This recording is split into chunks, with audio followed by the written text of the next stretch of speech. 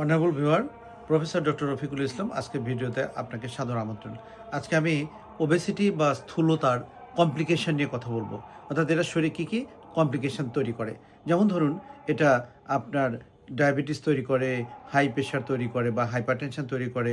এটা কি করে, মেটাবলিক সিনড্রোম বলে একটা সমস্যা আছে সেটা করে, হাইপোথাইরয়েডিজমের আধিক্যতা বাড়িয়ে দেয়। এতে কি করে যায় দেখা যায়, ব্রেনের মধ্যে কি হয়, চোখের পাওয়ারটা কমে আসে। এটাকে বলা হয় ইডিওপ্যাথিক, মানে একটা কারণের জন্য চোখে দেখা যায় আপনার দৃষ্টিশক্তিটা কমে আসে।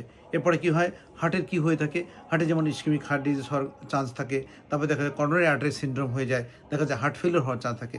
রেসপিরেটরি সিস্টেমে কি হয়, অ্যাজমা টেন্ডেন্সি বেড়ে যায়। তারপরে কি হয়, স্লিপ অ্যাপনিয়া হয়, রাতেবেলা নাক ডাকে বা শ্বাস বন্ধ হয়ে আসে।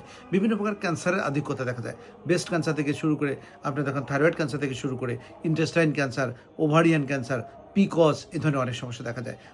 এরপর কী হয়, বিভিন্ন জয়েন্টে কী হয়, অতিরিক্ত ভারের কারণে বিভিন্ন অস্টিও আর্থ্রাইটিক হয়ে যায়, হাতের জয়েন্ট, পায়ের জয়েন্ট, মেরুদণ্ডে কী হয়, ডিস্ক প্রোল্যাপস হয়ে যায়। এরপরে কী হয়ে দেখা যায় এ সমস্ত কারণে দেখা যায় তার অনেকগুলো মরবিডিটি বেশি যাওয়ার কারণে তার জীবনের আয়ু কমে আসে।